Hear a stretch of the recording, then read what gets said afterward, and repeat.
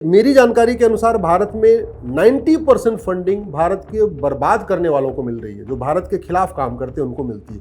मुश्किल से 10% फंडिंग जो वास्तव में भारत में सही काम करते हैं उन्हीं को मिल रही है। अगर हमें देश को सुरक्षित करना है, हमें एक बार विदेशी फंडिंग पे कंप्लीट बैन करना पड़ेगा। ड्रग कारोबार को रोकने में कुछ राज्य सरकारें अपना काम नहीं कर रही हैं। जो घुसपैठ हो रही है, चाहे वो पाकिस्तानी घुसपैठ है, चाहे वो अफगानिस्तानी घुसपैठ है, या रोहिंग्या है, या बांग्लादेशी, चाहे म्यांमार से आ रहे हैं, चाहे बांग्लादेश से आ रहे हैं, उसमें भी कुछ राज्य सरकारें सहयोग नहीं कर रही हैं। उनके लिए 356 यूज करना चाहिए। स्वाभाविक सी बात है, धर्मांतरण, घुसपैठ, ड्रग कारोबार, ये कहीं पे भी अगर होगा तो वहाँ डिस्टेबलाइज मामला होगा। अशांति फैलेगी। मणिपुर में हुई, सिंगापुर में सीधे फांसी होती है, आजीवन कारावास नहीं होता ड्रग कारोबार करने पर। जब तक हम वो नहीं लाएंगे तब तक खौफ नहीं पैदा हो। इतना आसान ड्रग्स का उपलब्ध हो जाना ओवरऑल पूरे सिस्टम का फेलियर नहीं है? ये पूरे सिस्टम का फेलियर है, और मैं तो कह रहा हूँ ये चारों पांचों स्तंभों का फेलियर है। कि कुछ वेबसाइट हैं जो फूड सप्लाई के लिए बनी हुई है, कि बाकायदा पिज्ज़ा ऑर्डर हुआ तो पिज्ज़ा आया भी, बाकायदा पिज्ज़ा का पैकेट आया, लेकिन पिज्ज़ा के पैकेट में ही वहाँ पे ड्रग रखी हुई थी। ये चल रहा है दिल्ली एनसीआर में। सिटीजनशिप सबको मिल रही है, किसी की जा नहीं रही है। आज तक आपने सुना किसी की नागरिकता गई हो? नहीं गई। फिर किस बात का कानून? इसका मतलब कानून घटिया है। जो घुसपैठियों की मदद करते हैं, चाहे उनका राशन कार्ड बना रहे हैं, आधार बना रहे हैं, ड्राइविंग लाइसेंस बना रहे हैं, वोटर आईडी बना रहे हैं, उनकी तो नागरिकता खत्म होनी चाहिए ना। डॉक्टर बदलने से बीमारी ठीक नहीं होती, बीमारी दवाई बदलने से ठीक होती है। आप लोकपाल बना लो, 3 और लोकपाल बना लो, 5 और लोकपाल बना लो, क्या फर्क पड़ता है? कुछ नहीं फर्क पड़ता। प्रधानमंत्री जी हमारे बहुत ईमानदार हैं, ठीक है, बहुत राष्ट्रभक्त हैं, वाराणसी से सांसद हैं। क्या वाराणसी में घूसखोरी खत्म हो गई, जमाखोरी खत्म हो गई, मिलावटखोरी खत्म? कुछ नहीं। दुनिया के कई देशों में सतयुग चल रहा है और भारत में कलयुग चल रहा है। पहले तो ये बताइए कि आज तक हमने घुसपैठियों की गिनती क्यों नहीं की? हमें पता क्यों नहीं है कि घुसपैठिए कितने हैं? उसमें मैंने कहा है कि भारत में लगभग 5 करोड़ फर्जी वोटर हैं, लेकिन बिहार में जब एसआईआर हुआ तो पता चला 65 लाख फर्जी वोटर हैं। तो अभी तो भारत में टोटल 28 राज्य हैं, 8 केंद्र शासित प्रदेश हैं। अभी देखना अगले साल जब कंप्लीट एसआईआर होगा, ये आंकड़ा 5 करोड़ नहीं, 7 करोड़ के आसपास जाएगा। अब हो क्या रहा है कि पहले 2000 रुपये में आधार बना लिया, एक आधार बन गया, उस आधार को यूज किया, नगर निगम चले गए, 2000 रुपये में बर्थ सर्टिफिकेट, फिर प्रधान जी बैठे ही हैं, पार्षद जी बैठे हुए हैं, वोटर आईडी में नाम जुड़वा देते। तो आप खुद कह रहे हैं कि हमारे देश में तो फर्जी आधार कार्ड बने हुए हैं, तो फर्जी आधार कार्ड से फिर मैं फर्जी वोटर भी बन गया। नमस्कार, मैं हूं आपके साथ विशाल कालरा और एक बार फिर से आपका स्वागत है एफएम न्यूज के डिजिटल प्लेटफॉर्म पर। आज हमारे साथ जो खास मेहमान है वो ना सिर्फ सुप्रीम कोर्ट के वकील हैं, बल्कि समाज में जागृति फैलाने के लिए और समाज में बहुत बड़े पैमाने पर बदलाव लाने के लिए कानूनी रास्ते से बहुत बड़ी वो लड़ाई लड़ते हैं, जिन्हें PIL मैन ऑफ इंडिया के नाम से भी जाना जाता है। अश्विनी उपाध्याय जी एक बार फिर से हमारे साथ हमारे स्टूडियो में। आपका बहुत बहुत स्वागत और बहुत बहुत शुक्रिया, आपने एक बार फिर से हमारे लिए वक्त निकाला है। अश्विनी जी, आज जब हम मिल रहे हैं तो एक बड़ी गंभीर परिस्थिति है और हमारे पड़ोसी देश जो हैं वहां पर जिस तरह के हालात हैं उससे देखकर अब डर लगने लगा है। पहले बांग्लादेश, फिर म्यांमार, श्रीलंका और अब नेपाल, एक के बाद एक ऐसा लगता है एक ही पैटर्न है। पहले कुछ लोग सड़कों पर उतरते हैं, आंदोलन बड़ा होता है, आंदोलन को काबू में करने के लिए गोलियां चलाई जाती हैं, गोलियां चलते ही प्रदर्शन हिंसक हो जाता है, संसद का घेराव, प्रधानमंत्री को कुर्सी छोड़नी पड़ती है, प्रधानमंत्री भाग जाते हैं। एक साथ एक जैसा पैटर्न हमारे पड़ोसी देशों में, और विपक्ष के हमारे जो नेता हैं भारत में, उनका ख्वाब है ऐसा कि ऐसा ही एक दिन भारत में भी हो जाएगा, क्योंकि जो वोट की ताकत से जीत नहीं पा रहे हैं उन्हें लग रहा है कि वो बवाल की ताकत से जीत जाएंगे। पहले तो ये बताइए कि हो क्या रहा है हमारे पड़ोसी देशों में और क्या ऐसा कोई खतरा भारत में भी है? बहुत बहुत धन्यवाद विशाल जी। देखिए, पहली बात तो ये वास्तविकता है कि भारत के बॉर्डर पे कुल 7 देश है। 7 देश में से पिछले 5 वर्ष में 5 देशों में सत्ता परिवर्तन हुआ। 2021 में अफगानिस्तान में सत्ता परिवर्तन हुआ, वो भी बंदूक के बल पे, हिंसा के बल पे हुआ। 2022 में लंका में हुआ, वो भी ऐसे ही अराजकता फैला के वहाँ हुआ। 2023 में पाकिस्तान में सत्ता परिवर्तन तो नहीं हुआ, लेकिन बड़े पैमाने पे ऐसी अराजकता फैलाई गई थी। फिर 2024 में ऐसी अराजकता बांग्लादेश में फैली और वहाँ सत्ता परिवर्तन हो गया, और 2025 में ये नेपाल में सत्ता परिवर्तन हो गया। तो ये एक कड़वी सच्चाई है कि भारत के जो बॉर्डर पे 7 देश हैं उसमें 7 देशों में 5 देशों में सत्ता परिवर्तन हुआ। बचा है केवल आपका एक म्यांमार, एक भूटान बचा हुआ है। चीन में नहीं हो सकता है, वहाँ पे ऐसे संभावना कमी है। म्यांमार में भी आर्मी कंट्रोल कर रही है। तो ये हमारी चिंता की बात। जहाँ तक भारत में जो लोग ऐसे सपना देख के बैठे हुए हैं कि जो बांग्लादेश में हो गया और जो नेपाल में हो गया भारत में हो जाएगा, शायद वो ज़मीनी हकीकत से दूर हैं। पहली बात तो सपना वो लोग देख रहे हैं जो वास्तव में अपने मोहल्ले में पार्षद भी नहीं बन सकते, प्रधान भी नहीं बन सकते। मैं नाम नहीं लेना चाहूँगा, लेकिन मैं पिछले 2-3 दिन में जिन मीडिया के माध्यम से मैंने देखा, जिनके बयान आ रहे हैं, वो कभी चुनाव लड़ते ही नहीं। उनकी इतनी हिम्मत नहीं है कि कभी वो प्रधान का चुनाव लड़ने या पार्षद का चुनाव लड़ने। हाँ, वो किसी पार्टी के अपने मुखिया के नज़दीक आ गए हैं तो उनको एक मिल गया है, किसी को राज्यसभा मिल गई है या किसी को राज्यसभा मिल गई थी, अब वो बतौलेबाजी कर रहे हैं। वो भारत में नहीं होने वाला। भारत के लिए जो चिंता की बात यह है कि जो NGOs नेपाल में ऐसे काम कर रहे हैं वैसे NGOs भारत में भी हैं। सच्चाई यह है कि भारत में NGO की संख्या नेपाल से ज़्यादा है। भारत में नेपाल से ज़्यादा जमाती हैं, भारत में नेपाल से ज़्यादा मिशनरी हैं, भारत में नेपाल से ज़्यादा वामपंथी हैं, भारत में नेपाल से ज़्यादा विदेशी फंडिंग आती है। ये हमारे लिए चिंता की बात है। अल्टीमेटली जो नेपाल में हुआ, जो मुझे दिखता है, मुझे तो ऐसे दिखता है 2 देशों के बीच में वॉर है, उस वॉर का नतीजा ये नेपाल में हुआ है। जिस NGO को बड़ा लोग अच्छा मानते हैं, मैं ये नहीं कह रहा हूँ सारे NGO गड़बड़ है। एक्चुअली ये जो NGO का कॉन्सेप्ट पश्चिम से आया है, वो इसीलिए आया अपनी देश की सत्ता को इस्टेब्लिश करने के लिए, अपने एजेंडे को आगे बढ़ाने के लिए। कि भारत में कोई व्यक्ति जिसको अमेरिका से कुछ नहीं मिल रहा है, वो तो अमेरिका का एजेंडा नहीं चलाएगा। हाँ, लेकिन अगर उसने NGO बना लिया और अमेरिका से उसको फंडिंग आने लग गई तो वो चलाएगा। भारत में आज की डेट में हजारों की संख्या में ऐसे NGO हैं जिनको चीन से फंडिंग होती है। भारत में हजारों की संख्या में ऐसे NGO हैं जिनको अमेरिका से फंडिंग होती है, यूरोप से फंडिंग होती है। हजारों ऐसे NGOs हैं जिनको अरब से, दुबई से, कुवैत से, बहरीन से फंडिंग होती है। जैसे एक यूपी का जो धर्मांतरण कराता था छांगुर जलालुद्दीन, उसके 40 NGO हैं। सोचिए 40 NGO हैं, उसके सारे विदेशी उसके बैंक में खाते हैं। और इनको फंडिंग कराने के लिए ही 2010 में ये कानून बना था। इसका नाम है FCRA। ये FCRA कानून मैं पहले भी कई बार कह चुका हूँ। नाम तो बड़ा अच्छा है कि फॉरेन कंट्रीब्यूशन रेगुलेशन एक्ट। नाम से ऐसे लगता है कि जो बाहर से फंडिंग आ रही है उसको रेगुलेट करने के लिए। सच्चाई ये है 2010 में ये कानून कांग्रेस ने अलगाववादियों, आतंकवादियों, माओवादियों, नक्सलियों, जिहादियों, मिशनरियों को फंडिंग कराने के लिए कानून बनाया था। जब तक ये कानून खत्म नहीं होगा तब तक फंडिंग नहीं बंद होगी। जब तक फंडिंग नहीं बंद होगी तब तक अराजकता पे पूरी इफेक्टिव कंट्रोल नहीं हो सकता। क्योंकि जिसको चीन से फंडिंग आ रही है इस कानून के जरिए, वो चीन का गुणगान करेगा। वो नेता हो, अभिनेता हो, लेखक हो, बुद्धिजीवी हो, पत्रकार हो, कलमकार हो, यूट्यूबर हो, कुछ भी हो, चूंकि उसकी रोटी उधर से आ रही है। बड़ी सीधी सी बात है। आज की डेट में आप FM न्यूज़ में हैं तो आप FM न्यूज़ के एजेंडे को ही आगे बढ़ाएंगे ना। आप हमसे जो इंटरव्यू में बातचीत करेंगे वो भी जो FM न्यूज़ में आपके बोर्ड ऑफ उसमें तय हुआ होगा वैसे ही सवाल पूछेंगे। आप किसी और चैनल के लिए काम नहीं कर सकते ना, आप FM न्यूज़ में। तो ऐसे ही जो चैनल, जो NGO चीन से फंडिंग ले रहे हैं, जो भी व्यक्ति, चाहे वो नेता, अभिनेता, लेखक, बुद्धिजीवी, पत्रकार, कलमकार, कुछ भी हो, जिसको चीन से फंडिंग आ रही है वो चीन की जय जयकार कर रहा है, जिसको अमेरिका से फंडिंग आ रही है अमेरिका की जय जयकार कर रहा है, जिसको खाड़ी देशों से फंडिंग आ रही है वो खाड़ी देशों से चल रही है। इस देश में धर्मांतरण की फंडिंग हो रही है विदेशों से इसी कानून के जरिए। लफ्ज़ जिहाद की फंडिंग होती है FCRA के जरिए। लैंड जिहाद की फंडिंग हो रही है FCRA के जरिए। घुसपैठियों को फंडिंग हो रही है FCRA के जरिए। कुकी आतंकवादियों को फंडिंग हो रही है FCRA के जरिए। माओवादियों, नक्सलियों को फंडिंग हो रही है FCRA के जरिए। पंजाब में जो मिशनरीज काम कर रही हैं, जो धर्मांतरण, उनकी फंडिंग FCRA के जरिए हो रही है। ये बहुत ही खतरनाक कानून है, हमें नहीं चाहिए। अगर हमें देश को सुरक्षित करना है, हमें एक बार विदेशी फंडिंग पे कंप्लीट बैन करना पड़ेगा। 2-4 साल एक बार कंप्लीट बैन करना पड़ेगा। हमें बाहर से बिल्कुल पैसा नहीं चाहिए। चलो ठीक है, कुछ अच्छे संगठन हैं जिनको बाहर से फंडिंग और अच्छा काम करते हैं, लेकिन उनकी संख्या नगण्य है। मेरी जानकारी के अनुसार भारत में 90% फंडिंग भारत के बर्बाद करने वालों को मिल रही है, जो भारत के खिलाफ काम करते हैं उनको मिलती है।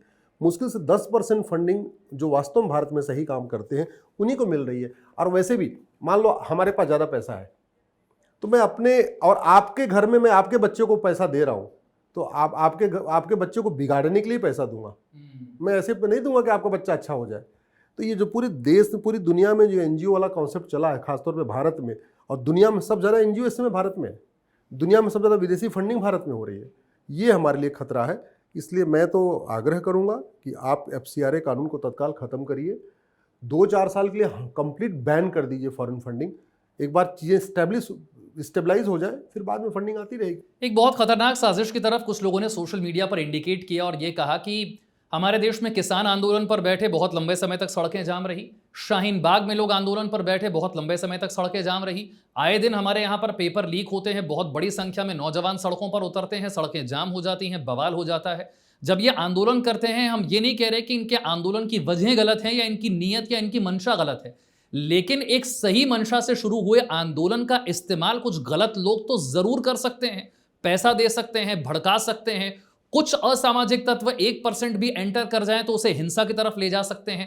और बहुत सारे लोगों ने यह कहा कि मोदी सरकार को सलाम करना चाहिए कि मोदी सरकार ने इस आंदोलन में कभी गोली नहीं चलाई। शाहीन बाग इतने लंबे समय तक जाम रहा, गोली नहीं चलाई। किसान आंदोलन में लोग लाल किले पर चढ़ गए, गोली नहीं चलाई। कभी भी युवा सड़कों पर उतरे, चलानी भी नहीं चाहिए गोली, लेकिन नहीं चलाई, संयम बरता। अगर गोली चल जाती, क्या भारत में भी वो हो सकता था जो पड़ोसी देशों में हुआ? नहीं, भारत में मुझे नहीं लगता ऐसी संभावना है। सरकार ने बहुत अच्छा काम किया। प्रधानमंत्री जी ने जो किसान आंदोलन हुआ या जो भी चीज़ें हुई हैं या पंजाब में जो कुछ हुआ, उसको जिस तरीके से कंट्रोल किया वो काबिल तारीफ़ है। लेकिन वैसे भी यहाँ पे मुझे नहीं लगता कि वो सिचुएशन आ सकती है जो पाकिस्तान में आई, अफगानिस्तान में आई, बांग्लादेश में आई या लंका में आई या नेपाल में आई। वो इसकी संभावना मुझे कम दिखती है। उसका एक बड़ा कारण है, पहली बात तो एक तो हमारे यहाँ ग्रीवियंस सिस्टम बहुत अच्छा है, ग्रीवियंस रिड्रेसल बहुत अच्छा है। जिसको सरकार से कोई दिक्कत है तो कुछ नहीं तो मीडिया के पास जा रहा है, मीडिया के सामने अपनी बात कह दे रहा है, मीडिया के सामने अपनी बात कह दे रहा है, वो बात हाईलाइट हो रही, सरकार उस पर एक्शन ले रही। ऐसा भी हो रहा है। वो कई बार ऐसा भी होगा कि कलेक्टर ने नहीं सुना, कप्तान ने नहीं सुना, उसने वीडियो एक बना दिया, वीडियो रिलीज कर दिया। वो वीडियो इतना वायरल हुआ कि अपने आप ही फिर पूरी सरकार उसके पीछे हो गई है। मध्य प्रदेश में एक सड़क बन चुकी है, ऐसे ऐसे कितने सारे काम हो चुके हैं। तो यहाँ पे लोगों का जो गुस्सा है वो उसका समाधान हो जाता है, इसलिए वो गुस्सा ऐसे लगातार बढ़ेगा ऐसा है नहीं। दूसरा, करप्शन एक बड़ा इशू होता है गुस्सा बढ़ने का, तो करप्शन भी काफ़ी हद तक ठीक है।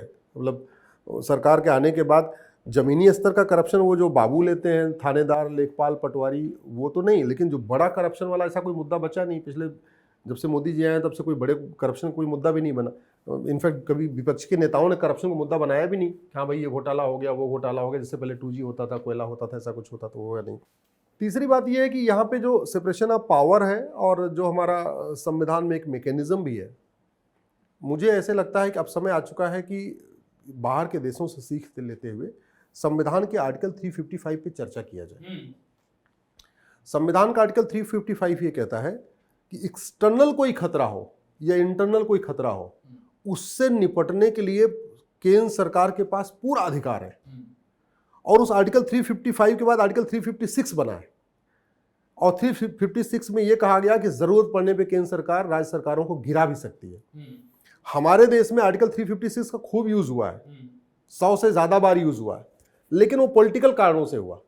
जबकि आर्टिकल 356 का यूज 355 के लिए करना चाहिए, यानी भारत में आंतरिक शांति स्थापित करने के लिए, बाहर से खतरों से रक्षा करने के लिए। तो अब समय आ चुका है कि जो कुछ राज्य सरकारें बाहर से खतरों से निपटने में रोड़ा पैदा कर रही हैं, अंदर जो है अशांति जो कुछ फैलाना चाहते हैं उनको इनडायरेक्टली मदद कर रही हैं, ऐसे लोगों के खिलाफ आर्टिकल 355 का यूज किया जाए और ठीक से उनको केंद्र सरकार टैकल करे। उदाहरण के लिए, घुसपैठ अपने आप में इनडायरेक्ट वॉर हो चुका है, वेजिंग वॉर हो चुका है, और कुछ राज्य सरकारें घुसपैठियों को डायरेक्टली इनडायरेक्टली मदद कर रही हैं।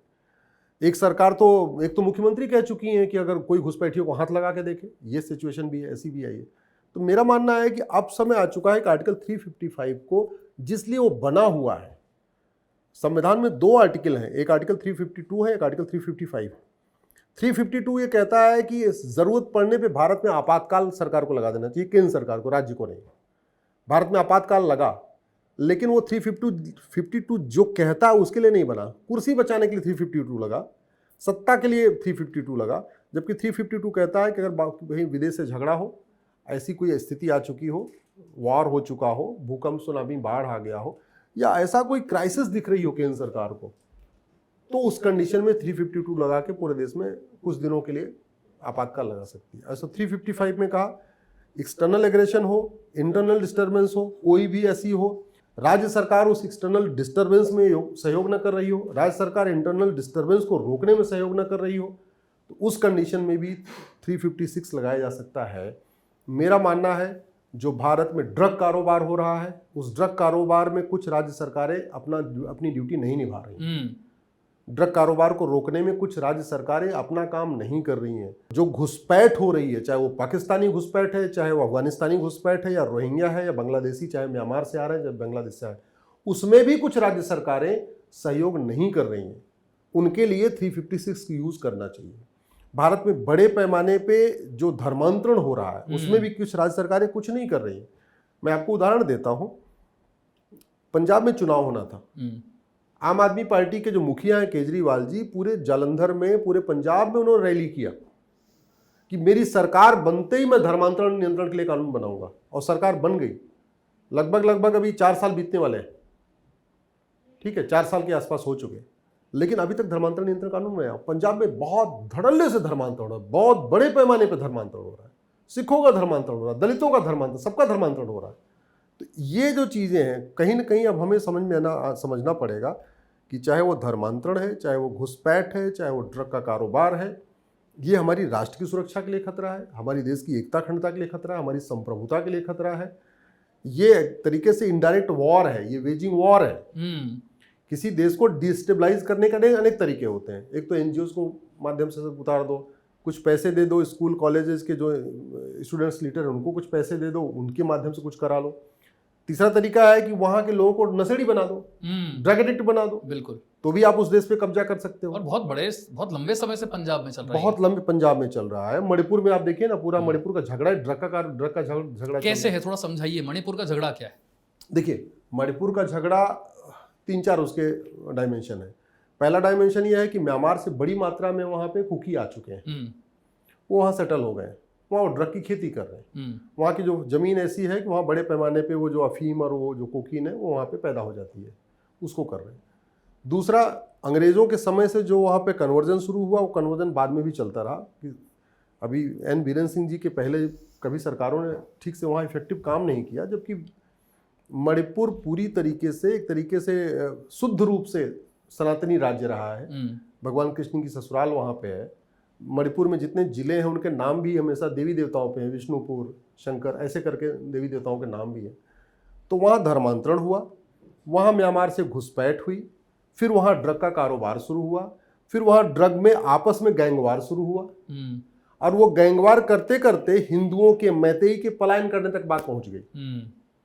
तो ये वहाँ पे 4-5 डायमेंशन हैं जो पूरी मणिपुर को अशांत करके बैठे हुए हैं। स्वाभाविक सी बात है, धर्मांतरण, घुसपैठ, ड्रग कारोबार, ये कहीं पे भी अगर होगा तो वहाँ डिस्टेबलाइज मामला होगा। अशांति फैलेगी। मणिपुर में वही। आज जब हम बात करें तो प्रधानमंत्री वहाँ पर हैं, मणिपुर में हैं। बहुत सारे लोगों ने सवाल पूछा कि भाई गृह मंत्री हमारे इतने मजबूत हैं, इतने अच्छे तरीके से स्ट्रेटेजाइज करते हैं चीज़ों को, प्रधानमंत्री हमारे इतने सख्त हैं, तो मणिपुर में इतने लंबे समय तक इतना बवाल होता रहा, हम कंट्रोल क्यों नहीं कर पाए? देखिए, मणिपुर में नहीं, ये मैं इसको नहीं मानता कि मणिपुर में कंट्रोल नहीं हुआ है। मणिपुर में कंट्रोल हुआ है, तभी ऐसी हालत है, नहीं तो वहाँ ज़्यादा हालत ख़राब होती। वहाँ मणिपुर के बहुत सारे लोग मेरे संपर्क में आए, बाद में सुप्रीम कोर्ट भी आए थे लोग हमसे बात करने के लिए कि इसमें हम क्या कर सकते हैं, लीगली कुछ कर सकते हैं क्या, PIL कर सकते हैं क्या, ऐसे भी आए थे मेरे पास। तो सरकार ने जो अपना वहाँ काम करना था किया, बीरेन सिंह जी ने अपना जो काम कर सकते थे उन्होंने किया।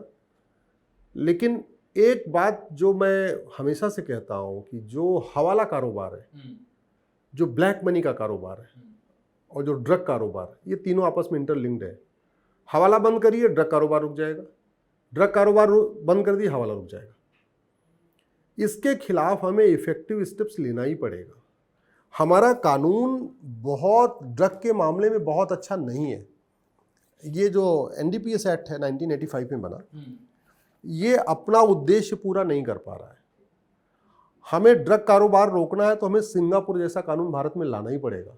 मतलब सिंगापुर में सीधे फांसी होती है, आजीवन कारावास नहीं होता ड्रग कारोबार करने पे। जब तक हम वो नहीं लाएंगे तब तक खौफ नहीं पैदा हो। आप मानते हैं कि पंजाब तक सीमित नहीं, अब तो हर गली मोहल्ले, हर शहर में आपको ड्रग्स वैसे ही मिल रहे हैं जैसे कि हम सोचा करते, कभी फिल्मों में देखा करते थे? इतना आसान ड्रग्स का उपलब्ध हो जाना ओवरऑल पूरे सिस्टम का फेलियर नहीं है? ये पूरे सिस्टम का फेलियर है, और मैं तो कह रहा हूँ ये 4-5 स्तंभों का फेलियर है। ये विधायिका का भी फेलियर है, कार्यपालिका भी का फेलियर है, न्यायपालिका का फेलियर है, खबरपालिका का फेलियर है, और समाज का भी फेलियर है। अभी हम लोग नोएडा में बैठे हुए हैं। नोएडा में ऐसा कोई कॉलेज नहीं है जहां on demand online drug supply नहीं होती। मतलब व्हाट्सएप नंबर पे आप हैं, वहां नंबर पे आपको व्हाट्सएप और टेलीग्राम आपके वहीं पहुंच जाएगी। आपको ट्रैक नहीं किया जा सकता, टेलीग्राम का इस्तेमाल किया जा रहा है। हाँ, एक जो मेरे अभी लेटेस्ट मेरी जानकारी में आई कि कुछ वेबसाइट हैं जो फूड सप्लाई के लिए बनी हुई हैं कि वहाँ पे पिज्ज़ा मिलता है, समोसा मिलता है, बर्गर मिलता है, ऐसी चीज़ें कहने के लिए वो हैं, लेकिन एक्चुअली वो कोड है कि एक ड्रग का कोड समोसा है, एक ड्रग का कोड पिज्ज़ा है, एक ड्रग का कोड बर्गर है, एक ड्रग का कोड चिप्स है, एक ड्रग का कोड कोक है। कितना आसान बना दिया गया है। इतना आसान बना दिया है। तो मतलब ये मैं बिल्कुल ऑथेंटिक बात बता रहा हूँ, प्रैक्टिकल बात बता रहा हूँ कि बाकायदा पिज्ज़ा ऑर्डर हुआ तो पिज्ज़ा आया भी, बाकायदा पिज्ज़ा का पैकेट आया, लेकिन पिज्ज़ा के पैकेट में ही वहां पे ड्रग रखी हुई थी। तो ये हो रहा है। कोल्ड ड्रिंक ऑर्डर करें, कोल्ड ड्रिंक आएगी, दिखने में कोल्ड ड्रिंक होगी, डब्बे पे बाकायदा वो किसी एक ताकि बाहर से कोई पकड़ ना पाए, लेकिन उसके अंदर कुछ और है। ये चल रहा है दिल्ली एनसीआर में, ये चल रहा है उसका। मैं तो सबसे बड़ी कहता। और जब आपने स्कूल कॉलेज को कैप्चर कर लिया तो फिर आपने एक पूरी जनरेशन बर्बाद कर दी। जनरेशन आज की डेट में यही तो हो रहा है। मतलब करोड़ों माता पिता नशेड़ी बच्चों से परेशान है, करोड़ों बहन बेटियां नशेड़ी पतियों से परेशान है, करोड़ों परिवार बर्बाद हो चुके हैं। समाधान इसका एक ही है कि तत्काल ये जो बीएनएस है ना, इसमें एक चैप्टर जोड़ना चाहिए, offence relating to drug smuggling. ये घटिया 1985 वाला जो, इसको उठा के फेंक देना चाहिए, बेकार है, किसी काम का नहीं है। खाम का जमानत और सबको मिल जा रही है, बेल मिल जाती है। अच्छा, पंजाब में कितने भयानक स्तर पर है? क्योंकि अब तक हम सुनते हैं बहुत ड्रग्स है, बहुत ड्रग्स है, कितना भयानक है ये? देखिए, पंजाब के कई जिलों में मैं अभी जाके आया, मेरे शनिवार रविवार को जो कार्यक्रम होते हैं, मैं पंजाब भी गया। वहाँ पे जो लोग मुझे बता रहे हैं वो तो ड्रग का उपयोग कन्वर्जन के लिए कर रहे हैं। कैसे भाई? मुफ्त में पहले ड्रग देना शुरू किया, 6 महीने साल भर दिया, और जब वो ड्रग एडिक्ट हो गया उसको देना बंद कर दिया। अब देना बंद कर दिया तो या तो वो घर से पैसा ले आए, और घर से पैसा नहीं लाए तो क्या करेगा? वो तो पागल हो जाएगा, धर्म परिवर्तन कर लीजिए, तो धर्म परिवर्तन कर लेगा, तो फ्री में मिलेगा, तो फ्री में मिलेगा। पंजाब में ये हो रहा है। मतलब कन्वर्जन के लिए ड्रग का उपयोग हो रहा है। ये मैंने पंजाब में जाके सुना। ये बहुत ही ज्यादा खतरनाक। ये पंजाब में मुझे लोगों ने बताया कि इस तरीके से कन्वर्जन हो रहा है। तो ये एक बहुत बड़ा खतरा है। इसलिए मैं तुरंत कहता हूं कि सरकार को तत्काल इस बीएनएस में इनफैक्ट 4-5 नए चैप्टर जोड़ने की जरूरत है, क्योंकि वो 4-5 समस्याएं किसी एक राज्य की समस्या नहीं है, वो 4-5 समस्याएं पूरे देश की समस्या है। और समस्या अगर पूरे देश की हो तो उसका समाधान विधानसभा में नहीं करना चाहिए, उसका समाधान संसद में करना चाहिए। मेरा मानना है इसमें एक चैप्टर जोड़ना चाहिए ऑफेंस रिलेटिंग टू कन्वर्जन, इसमें एक चैप्टर जोड़ना चाहिए ऑफेंस रिलेटिंग टू करप्शन, इसमें एक चैप्टर जोड़ना चाहिए ऑफेंस रिलेटिंग टू इन्फिल्ट्रेशन, इसमें एक चैप्टर जोड़ना चाहिए offence relating to drug smuggling. ये बहुत इंपॉर्टेंट है और इसको बाकायदा राष्ट्र की सुरक्षा के लिए खतरा घोषित करना चाहिए, हमारी देश की एकता अखंडता के लिए खतरा घोषित करना चाहिए, इसको वेजिंग वॉर डिक्लेयर करना चाहिए। इस ऐसे मामलों में तत्काल narco polygraph brain mapping test करके इनको फांसी और आजीवन कारावास देने का प्रावधान करना चाहिए, क्योंकि कन्वर्जन में भी आपको बहुत ज़्यादा गवाह मिलेंगे नहीं, ड्रग स्मगलिंग में बहुत ज़्यादा गवाह कोई मिलेगा नहीं। इतना साइलेंटली काम होता है कि गवाह कहाँ से लाओगा? अब अभी वर्तमान कानून के अनुसार वो सबूत के अभाव में छूट जाते हैं। और एक और बात भी है, मान लीजिए आपके पास से कुछ ड्रग्स बरामद हुआ तो उसकी क्वांटिटी देखी जाती है कि आपने सिर्फ अपने कंजम्पशन के लिए लिया है तो बहुत छोटी मात्रा में ड्रग है, तो आप पर इतनी कड़ी कार्रवाई नहीं होगी और आप बच जाते हैं। और उसमें वो जो डीलर है, वो जो आपको सप्लाई कर रहा है, उसका नाम कहीं सामने नहीं आता, क्योंकि आपने अगर अपने कंजम्पशन के लिए लिया तो बहुत छोटी क्वांटिटी में लिया है आपने। नहीं, इसमें मैं आपको 2-3 बिल्कुल आप सही कह रहे हैं, इसमें 2-3 बातें और भी हैं। चूंकि अभी ये 1861 का पुलिस एक्ट है, इसके कारण पुलिस सत्ता के गुलाम है, राज्यों के अधीन है, अपराध पूरे देश में हो रहा है, लेकिन जैसी कार्रवाई यूपी पुलिस कर रही है वैसी कार्रवाई बंगाल पुलिस नहीं कर रही है, वैसी कार्रवाई केरल पुलिस नहीं कर रही है। धर्मांतरण के मामले में पूरे देश में एक समान कार्रवाई नहीं हो रही है ना, वो तभी होगी जब एक यूनिफॉर्म पुलिस कोड होगा, यूनिफॉर्म और पुलिस चार्टर लागू होगा। पूरे देश की पुलिस अभी जो सत्ता की गुलाम बनी हुई है 1861 का कानून के कारण, जब वो पुलिस स्वतंत्र होगी, निष्पक्ष होगी, उसकी रिस्पॉन्सिबिलिटी होगी, उसकी अकाउंटेबिलिटी होगी, उसकी जवाबदेही होगी, तब जाके होगी। और एक बात मैं और जरूर कहना चाहूँगा, खासतौर पर जो पूरे घुसपैठ का मुद्दा है, अब समय आ चुका है कि भारत के कम से कम बॉर्डर के डिस्ट्रिक्ट्स को केंद्र सरकार के अधीन ले लेना चाहिए। 17 राज्य हैं भारत के बॉर्डर पे जिनकी बाउंड्री टच होती है। चलो 17 राज्यों को यूनियन टेरिटरी नहीं बना सकते, लेकिन 17 राज्यों के 92 जिले हैं, 92 जिले हैं जो हमारे बॉर्डर पे टच होते हैं, या तो लैंड बॉर्डर पे हैं या तो समुद्री बॉर्डर पे हैं।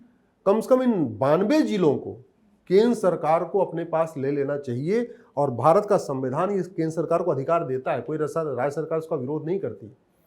इस विषय पे कभी चर्चा नहीं हुई, आपने आज कहा है, तो मैं मेरा अपना से मानना है कि तत्काल केंद्र सरकार को आर्टिकल 355 की शक्तियों का उपयोग करते हुए भारत के बॉर्डर पे जो 92 जिले हैं, जो 300 तहसीलें हैं, उन सभी 92 जिलों को अपने कंट्रोल में ले लेना चाहिए। क्योंकि बड़े पैमाने पे वहाँ जो अवैध कारोबार हो रहा है, वहाँ कॉलोनियाँ कट रही हैं, वहाँ घुसपैठी आके बस रहे हैं। खासतौर पे जहाँ भी लैंड बॉर्डर है हमारा, चाहे वो राजस्थान बॉर्डर है या हमारा पंजाब बॉर्डर है या आपका असम बॉर्डर है या बंगाल बॉर्डर, उनकी पूरी डेमोग्राफी बदल चुकी है।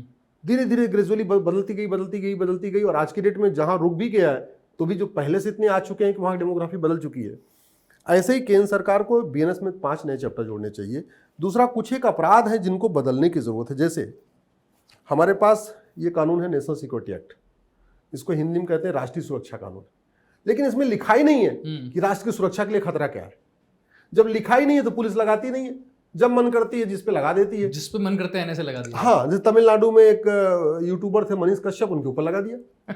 तमिलनाडु में किसी भी आतंकवादी, अलगाववादी, कट्टरपंथी, जिहादी, मिशनरी पे ऐसे नहीं लगा, हाँ, यूट्यूबर पर लगा दिया, यूट्यूबर पे लग गया। इसलिए समय आ चुका है कि इस कानून को बदल के इसमें कम से कम डिफाइन कर दें कि भैया राष्ट्र की सुरक्षा के लिए क्या क्या खतरा है। ऐसे ही ये दूसरा कानून है 1967 का, इसका नाम है अनलॉफुल एक्टिविटीज एक्ट, ठीक है, यूएपी है। अब इसमें बदलाव हुआ भी था, हाँ, लेकिन अभी भी इसमें यह नहीं डिफाइन किया गया कि भाई लव जिहाद भी अनलॉफुल एक्टिविटी है, कन्वर्जन अनलॉफुल एक्टिविटी है, इन्फिल्ट्रेशन अनलॉफुल एक्टिविटी है। तो इसमें कम से कम लव जिहाद, लैंड जिहाद, धर्मांतरण, घुसपैठ, ये ड्रग स्मगलिंग, इसको हमें लगता है यूएपीए में डालें, इसको यूएपीए में डालना चाहिए। जब तक इसको डालेंगे नहीं और जब तक इनके, अब हमारे पास ये सिटीजनशिप एक्ट है, कानून है, सिटीजनशिप सबको मिल रही है, किसी की जा नहीं रही है। आज तक आपने सुना किसी की नागरिकता गई हो? नहीं गई, फिर किस बात का कानून? इसका मतलब कानून घटिया है। नागरिकता सबको मिल रही, जा किसी की नहीं रही।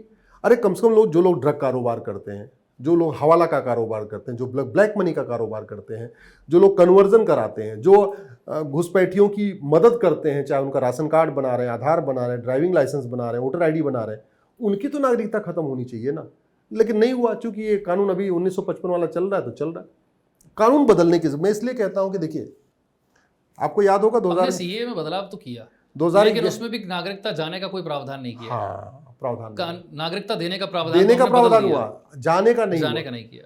देखिए इस देश, ये तो वो कानून है जिसके नाम पर अन्ना हजारे ने इतना बड़ा आंदोलन कर दिया। अरविंद केजरीवाल आज अपनी पॉलिटिकल पार्टी बनाकर इतने राज्यों में राज कर रहे हैं। वो लोकपाल को लेकर आज जो कोई क्लैरिटी नहीं है कि क्या हो रहा है। नहीं, इसका नुकसान ये है कि एक लोकपाल संस्था बन गई, सारे राज्यों में लोकायुक्त बन गए, कुछ लोगों को जॉब मिल गया, कुछ लोग लोकपाल बन गए, कुछ लोग लोकायुक्त बन गए, उनका ऑफिस बन गया, उनकी 5 साल की नौकरी हो गई, करोड़ों रुपए टैक्स पेयर का पैसा और खर्च हो गया। हो क्या रहा है? लेकिन भ्रष्टाचार रत्ती भर खत्म नहीं हुआ। मैं बार बार कहता हूं ना, डॉक्टर बदलने से बीमारी ठीक नहीं होती, बीमारी दवाई बदलने से ठीक होती है। आप लोकपाल बना लो, 3 और लोकपाल बना लो, 5 और लोकपाल बना लो, क्या फर्क पड़ता है? कुछ नहीं फर्क पड़ता। जब तक भाई प्रधानमंत्री जी हमारे बहुत ईमानदार हैं, ठीक है, बहुत राष्ट्रभक्त हैं, वाराणसी से सांसद हैं, क्या वाराणसी में घूसखोरी खत्म हो गई, जमाखोरी खत्म हो गई, मिलावटखोरी खत्म? कुछ नहीं, क्योंकि प्रधानमंत्री जी तो अच्छे हैं, सिस्टम नहीं बदला। मुख्यमंत्री जी हमारे योगी आदित्यनाथ जी बहुत ईमानदार हैं, लेकिन गोरखपुर में क्या वो जो लेखपाल था, पटवारी था, उसने पैसा लेना छोड़ दिया क्या? थानेदार ने दलाली करना छोड़ दिया क्या? नहीं हुआ। अयोध्या भगवान राम का जन्म स्थान है, अयोध्या में कौन सा अपराध कम हो गया? मथुरा भगवान कृष्ण का जन्म स्थान है, मथुरा में कौन सा अपराध कम हो गया? कुशीनगर में भगवान बुद्ध का निर्वाण स्थल है, आप बताओ कुशीनगर में क्या कम हो गया? नहीं, ऐसे नहीं होता। जो भारत में समस्याएं हैं वो मानवीय समस्याएं हैं, और मानवीय समस्या तभी खत्म होती जब शिक्षा में संस्कार हो, कानून का खौफ हो। जो समस्या भारत में है वो सिंगापुर में नहीं है, जो समस्या भारत में है वो जापान में नहीं है। भाई हम कहते हैं ना सतयुग और कलयुग, मैं बार बार सबसे ये पूछता हूँ, ये बताओ जापान में सतयुग क्यों है और भारत में कलयुग क्यों है? सिंगापुर में सतयुग क्यों है? ये कलयुग भारत में क्यों है? सिंगापुर में सतयुग चल रहा है, जापान में सतयुग चल रहा है, डेनमार्क में सतयुग चल रहा है, न्यूजीलैंड में सतयुग चल रहा है, दुनिया के कई देशों में सतयुग चल रहा है, और भारत में कलयुग चल रहा है। कलयुग ठीक करने का तरीका है पुलिस रिफॉर्म हो, जुडिशियल रिफॉर्म हो, एडमिनिस्ट्रेटिव रिफॉर्म हो, टैक्स रिफॉर्म हो, एजुकेशन सिस्टम बदला जाए, तभी कलयुग खत्म होगा। नहीं कलयुग ऐसे बना रहेगा और बढ़ता जाएगा बढ़ता जाएगा। एक सवाल घुसपैठियों को लेकर है जो मैं अक्सर आपसे कई बार पहले भी पूछ चुका हूं, लेकिन इसमें थोड़ा सा बदलाव हुआ है, इसलिए मुझे लगता है एक बार फिर ये पूछना चाहिए, क्योंकि आपने SIR को लेकर, वोटर वेरिफिकेशन को लेकर सुप्रीम कोर्ट में लड़ाई लड़ी है और आप लड़ रहे हैं। मेरा प्रश्न ये है कि इतनी ज्यादा बातें हमारे देश में घुसपैठियों को लेकर होती हैं, इतने साल हो गए हमारे देश को आजाद हुए, आज तक हमें ये ठीक नंबर नहीं पता कि हमारे देश में घुसपैठिए कितने हैं, और जब हम उनका पता लगा लेंगे तो अब फिर हम उनका क्या करेंगे? पहले तो ये बताइए कि आज तक हमने घुसपैठियों की गिनती क्यों नहीं की, हमें पता क्यों नहीं है कि घुसपैठिए कितने हैं, और अगर पता ही नहीं है तो फिर इतना बवाल और इतनी राजनीति किस बात पर हो रही है? मैंने 2017 में PIL फाइल किया था विशाल जी। उस समय मैंने आंकड़ों के हिसाब से कहा था कि भारत में लगभग 5 करोड़ घुसपैठिए हैं 2017 में। उसके बाद पार्लियामेंट में सवाल पूछा गया, किरण रिजिजू जी गृह राज्य मंत्री थे, तो उन्होंने कहा कि नहीं 2 करोड़ है। 2 करोड़। चलो मैंने 5 करोड़ कहा, उन्होंने 2 करोड़ कहा, लेकिन 2 करोड़ की संख्या कम नहीं होती है। अभी मैंने PIL फाइल किया है और मैंने मांग किया है कि पूरे देश में SIR होना चाहिए, स्पेशल इंटेंसिव रिवीजन होना चाहिए। जो बिहार में हुआ, बिहार में हो चुका है। और आज ही अभी मैं आपसे बात कर रहा हूँ, थोड़ी देर पहले इलेक्शन कमीशन ने अपना जवाब सुप्रीम कोर्ट में फाइल किया है और उन्होंने कहा है कि हम अगले महीने अक्टूबर से पूरे देश में करने जा रहे हैं। पूरे देश में SIR होगा और अगले साल तक मई तक हम पूरे देश में कंप्लीट कर देंगे। उसमें मैंने कहा है कि भारत में लगभग 5 करोड़ फर्जी वोटर हैं। मैं जब कहा मैंने 5 करोड़ फर्जी वोटर हैं तो कई लोगों को विश्वास नहीं हो रहा था, लेकिन बिहार में जब SIR हुआ तो पता चला 65 लाख फर्जी वोटर हैं। 65 लाख का नाम आ गया। तो 65 लाख का नाम आ गया। तो अभी तो भारत में टोटल 28 राज्य हैं, 8 केंद्र शासित प्रदेश हैं। अभी देखना अगले साल जब कंप्लीट SIR होगा, ये आंकड़ा 5 करोड़ नहीं, ये 7 करोड़ के आसपास जाएगा। अब इसमें बड़ी संख्या में ऐसे भी लोग हैं जो इस दुनिया में नहीं है, फिर भी उनका नाम चल रहा है और उनके नाम पे कोई वोट भी दे रहा है, डुप्लीकेट भी है। डुप्लीकेट, हाँ, कई लोग, एक ही आदमी कई राज्यों में वोट, हाँ एक ही आदमी है, वो पता चला वहां नहीं रहता, कहीं और जाकर वोटर ID बनवा दिया, पिछली वाली हटी नहीं है और उसको हटवाया भी नहीं गया जानबूझ के, और वहां भी उसकी वोट पड़ रही है। तो एक एक व्यक्ति का 3-3 4-4 वोट भी चल रहा है। बाकी इसके अलावा एक बड़ी पैमाने पे पाकिस्तानी, अफगानिस्तानी, रोहिंग्या, बांग्लादेशी घुसपैठियों का नाम भी जुड़ गया है। जुड़ा कैसे है?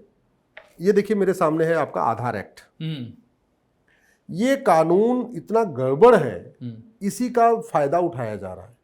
इस कानून में आधार कैसे बनेगा वो सारा प्रोसीजर तो लिखा हुआ है, लेकिन ये नहीं लिखा है कि अगर किसी ने फर्जी आधार बनवाया या फर्जी आधार बनाया तो उसको सजा कितने साल की होगी। जब तक आप कानून का खौफ नहीं पैदा करेंगे तब तक फर्जी डॉक्यूमेंट बनते रहेंगे। और हमारे देश में फर्जी आधार तो बहुत आसानी से बन जाता है, और वो इस कानून के कारण ही सबसे आसानी से बन रहा है। हुआ ये कि पहले आधार पोस्ट ऑफिस पे बन रहा था, तहसील में बन रहा था, गवर्नमेंट के द्वारा कंट्रोल्ड प्लेसेस में बन रहा था। फिर आपने जन सेवा केंद्र बनाया, फिर जन सेवा केंद्र बना। जन सेवा केंद्र में क्या पब्लिक प्राइवेट लोगों को दे दिया, इंडिविजुअल जिनके वो चाहे 10वीं पास हैं, 12वीं पास हैं, कुछ भी हैं, और वो पैसे लेकर कुछ भी कर सकते हैं। वो कुछ भी कर सकते हैं। तो बाकी डॉक्यूमेंट जैसे आपका मान लीजिए ड्राइविंग लाइसेंस, उस पर कम से कम 2-3 लोगों के साइन होते हैं, क्लर्क साइन करेगा, RTO जाना पड़ेगा, फिर RTO तक कह रहे। आपके राशन कार्ड पे भी 2-3 साइन करेंगे तब राशन कार्ड बनेगा। पासपोर्ट पे भी कम से कम 4-5 लोग साइन करेंगे तब पासपोर्ट। तो बाकी डॉक्यूमेंट पे तो फिर भी थोड़ी कंट्रोलिंग है कि 3-4 लोग साइन करते हैं। आधार पे तो कोई साइन ही नहीं करना है, एक पन्ने का फॉर्म है, उसको खुद ही भरना है और पार्षद या प्रधान से लिखवाना है कि हाँ मैं इनको जानता हूं, ये फलाने कुमार हैं, इनके पिताजी का नाम, मतलब उसका वेरीफाई करना है। पार्षद प्रधान बड़े आराम से उसको वेरीफाई कर रहे हैं। क्यों? क्योंकि उनको चुनाव लड़ना है, जीतना है, उन्हें लगता है मेरा ये वोटर बन जाएगा। तो जो उनको जिसका वोटर बनवा देते हैं वो फायदा कर। अब हो क्या रहा है कि पहले 2000 रुपये में आधार बना लिया, एक आधार बन गया, उस आधार को यूज किया, नगर निगम चले गए, 2000 रुपये में बर्थ सर्टिफिकेट, 2 डॉक्यूमेंट हो गया, तहसील चले गए, 2000 रुपये में राशन कार्ड, 3 डॉक्यूमेंट हो गया, RTO ऑफिस के दलाल को पकड़ा, 3000 रुपये में ड्राइविंग लाइसेंस, 4 डॉक्यूमेंट हो गया, फिर प्रधान जी बैठे ही हैं, पार्षद जी बैठे हुए हैं, वोटर ID में नाम जुड़वा देते। ये सारा खेल इसलिए चल रहा है क्योंकि भारत में चीटिंग, फ्रॉड, फोर्जरी, परजरी ये सीरियस क्राइम नहीं है। पर मैं जोड़ना चाहता हूं आप में, अभी सुप्रीम कोर्ट ने SIR पर एक सुनवाई में कह दिया कि आधार कार्ड को मान्य कर दीजिए, जिसके पास आधार कार्ड है उसको वोटर कार्ड बनाने में दिक्कत नहीं आनी चाहिए। तो आप खुद कह रहे हैं कि हमारे देश में तो फर्जी आधार कार्ड बने हुए हैं, तो फर्जी आधार कार्ड से फिर मैं फर्जी वोटर भी बन गया, मैं कैसे रोकेंगे? मैं माननीय सुप्रीम कोर्ट के इस फैसले से सहमत नहीं हूं। मैंने पिछले डेट पे भी इसका विरोध किया था, अगले सुनवाई पे सोमवार को सुनवाई में फिर इसका विरोध करूंगा। मैं माननीय सुप्रीम कोर्ट से पहले भी कहा था, फिर से कह रहा हूं कि जो 11 डॉक्यूमेंट इलेक्शन कमीशन ने अलाउ किए हैं वो गवर्नमेंट कंट्रोल्ड डॉक्यूमेंट है। वहां पे कहीं ना कहीं कोई गवर्नमेंट की एम्प्लाई बाकायदा उसके ऊपर साइन कर रहा है। पासबुक पे भी कम से कम बैंक का कर्मचारी, जो गवर्नमेंट बैंक है उसके कर्मचारी साइन कर रहा है। राशन कार्ड पे भी 2-3 लोगों के साइन हैं बाकी, लेकिन आधार पे अनकंट्रोल्ड है, प्राइवेट लोग बना रहे हैं, प्राइवेट एंटिटीज बना रही हैं। इसको समझना पड़ेगा। माननीय सुप्रीम कोर्ट को मैं फिर से कन्विंस करने की कोशिश करूंगा कि उन 11 डॉक्यूमेंट को आप आधार के बराबर मत मानिए। दूसरा, ये एक्ट खुद भी कहता है आधार न तो बर्थडे का प्रूफ है, आधार न सिटीजनशिप का प्रूफ है, आधार न तो रेजिडेंस का प्रूफ है, आधार सिंपल आइडेंटिटी प्रूफ है। आधार क्या कह रहा है? सरकारी योजनाओं का लाभ आप तक पहुंच जाए। आधार केवल इतना बता रहा है कि उसने चूंकि हमारे आंखों का उसने स्कैन कर लिया, हमारे फिंगर को स्कैन कर लिया, तो आधार ये कह रहा है कि जो हाथों का स्कैन है ये अश्विनी कुमार है, ये इसी व्यक्ति का है, इसी व्यक्ति जो ये आधार कार्ड लेकर पहुंचा है। लेकिन ये कानून ये नहीं बता रहा है कि अश्विनी उपाध्याय कहाँ के नागरिक हैं, अश्विनी उपाध्याय का रेजिडेंस प्रूफ क्या है, अश्विनी उपाध्याय का बर्थ प्रूफ क्या है, ये आधार नहीं बता। तो फिर सरकार ने गलती नहीं की, हर चीज से आधार कार्ड को जुड़वा दिया, लिंक करवा दिया? नहीं, सरकार ने ऐसा दिखाने की कोशिश की कि साहब इस देश में आपको कुछ भी करना है तो हर चीज से पहले आधार लिंक कर दीजिए। सरकार ने जो किया उसका नतीजा ये था कि करोड़ों की संख्या में फर्जी लोग राशन कार्ड बनवा के बैठे थे, वो खत्म हुआ। करोड़ों की संख्या में लोग वजीफा ले रहे थे, लोन ले रहे थे, जो थे ही नहीं इस दुनिया में। सरकारी योजनाओं का गलत इस्तेमाल बंद हुआ तो पैसे का लीकेज बंद हो गया। लेकिन अब इसको उपयोग करके वोटर आईडी में नाम जुड़वा लेना ये ठीक नहीं है। क्यों? क्योंकि इस देश में बड़े पैमाने पे भाई 5 करोड़ घुसपैठिए मैंने 2017 में कहा था, तो आज 2025 में कितने हो गए? 25 में कितने हो गए होंगे। और आधार बनाना इतना आसान हो गया, कॉमन सर्विस सेंटर वाले 2000 रुपये में बना के दे रहे बिना के। अभी बिहार में बना है कुत्ता बाबू, डाक बाबू ऐसे करके। मैं इसको ऐसे समझना चाहता हूं कि क्या एनआरसी का जितना विरोध भारत में हो रहा था, ये पिछले दरवाजे से एनआरसी, जो विपक्ष कहता है कि ये एसआईआर नहीं है, ये पिछले दरवाजे से एनआरसी है, तो आप इसे ठीक मानते हैं? इसके जरिए पता चली जाएगा कौन वोटर है कौन नहीं है? नहीं, इसका जवाब ये नेशनल रजिस्टर ऑफ सिटीजन जैसा ही है क्या ये? भारत में झूठ बोलना अपराध नहीं है, ठीक है, झूठ बोलना पाप तो है लेकिन अपराध नहीं है। इसलिए यहाँ पे आदमी कुछ भी झूठ बोले क्या फर्क पड़ता है। ये एनआरसी नहीं है, लेकिन ये कहते नहीं अश्वस्थामा हतो नरो वा कुंजरो, इस टाइप की बात हो गई। भारत का संविधान कहता है कि वोटर लिस्ट वोटिंग वही करेगा जो भारत का नागरिक होगा। ठीक। वोटर लिस्ट कौन तैयार करेगा? रिप्रेजेंटेशन ऑफ पीपल एक्ट के अनुसार 1950 के अनुसार इलेक्शन कमीशन। बिल्कुल। इलेक्शन कमीशन का 2 ही काम है, वोटर लिस्ट बनाना, इलेक्शन कराना, वोटर लिस्ट बनाना, इलेक्शन कराना, ये इलेक्शन कमीशन काम है। अब जब संविधान कहता है केवल भारत के नागरिक ही वोट देंगे और इलेक्शन कमीशन की ड्यूटी है वोटर लिस्ट बनाना, तो नागरिक है कि नहीं है ये जांचना तो इलेक्शन कमीशन का काम है। लेकिन उसको दिया नहीं गया। इलेक्शन कमीशन ये पता नहीं लगा सकता कि भारत का नागरिक कौन है। नहीं, कहीं लिखा नहीं है। लेकिन इनडायरेक्टली हो तो यही गया ना, इनडायरेक्टली ये हो गया, ये इनडायरेक्टली ये हो गया। जब संविधान कहता है भारत का नागरिक का नाम ही वोटर लिस्ट में होना चाहिए और वोटर कार्ड इन्होंने बनाना है, वोटर कार्ड इलेक्शन कमीशन को बनाना है, तो बिना वो नागरिक है कि नहीं है इसकी जांच किए वो वोटर लिस्ट बनाएंगे कैसे? तो अधिकार मिलना चाहिए, बिल्कुल 100% मिलना चाहिए, 100% मिलना चाहिए। हमने अपनी पीआईएल में भी यही कहा है कि इलेक्शन कमीशन को बिल्कुल ये देखने का अधिकार है कि ये नागरिक है कि नहीं है। हालांकि उधर 20 इस देश में देखिए हो क्या रहा है, पूरे देश में एसआईआर होनी चाहिए, उस पर 1 पीआईएल है, और एसआईआर नहीं होनी चाहिए, उसमें 20 पीआईएल है। ठीक है। किसे डर लग रहा है एसआईआर से? पता नहीं, ये क्या मैंने कहा ना, बाहर की फंडिंग, वो जो बाहर की फंडिंग आ रही है ना, रोहिंग्याओं को बसाने के लिए, बांग्लादेशियों को बसाने के लिए, भारत को बर्बाद करने के लिए, वो जो एनजीओ पूरा गैंग है वो बहुत खतरनाक भारत के लिए। इसलिए तो मैं बार बार कहता हूँ विदेशी फंडिंग बंद करिए। बाहर से फंडिंग आ रही है भारत को बर्बाद करने के लिए। भारत को बर्बाद करने का तरीका यही है, भारत की डेमोग्राफी बदले। भारत की डेमोग्राफी बदलने का क्या तरीका है? धर्मांतरण हो, घुसपैठ हो, लब जिहाद हो, लैंड जिहाद हो, उसके लिए प्रॉपर फंडिंग आ रही है। एक बड़ी योजना के तहत कि अगले 15 से 20 साल के अंदर हम पूरे भारत की डेमोग्राफी बदलनी है, तो ये भी उसी की प्रक्रिया चल रही है। मैंने माननीय सुप्रीम कोर्ट से उस दिन भी कहा था और फिर से अभी कहूंगा, अगर आपने आधार अलाउ किया, ये पूरी एसआईआर की प्रक्रिया बेकार हो जाएगी, बर्बाद है, सब बर्बाद है, कोई फायदा नहीं, कोई एफर्ट नहीं। मैं तो ये हम आपसे जो चर्चा हो रही, हो सकता है ये क्लिप भी माननीय जजेस तक पहुंचे।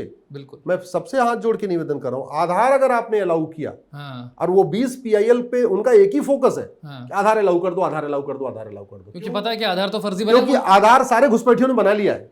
पर हम तो अब भी फर्जी आधार रोकने के लिए कुछ नहीं कर रहे। हाँ, ये केंद्र सरकार की ड्यूटी है, ये केंद्र सरकार की ड्यूटी है कि वो तत्काल आधार एक्ट को बदले। दूसरा, इस BNS में एक चैप्टर नया जोड़े चीटिंग, फ्रॉड, फोर्जरी के लिए। फर्जी डॉक्यूमेंट बनाने और फर्जी डॉक्यूमेंट बनवाने को गंभीर अपराध घोषित करे। जहां पे डॉक्यूमेंट बन रहा है वहां बड़े बड़े डिस्प्ले बोर्ड पे लिखना जरूरी है।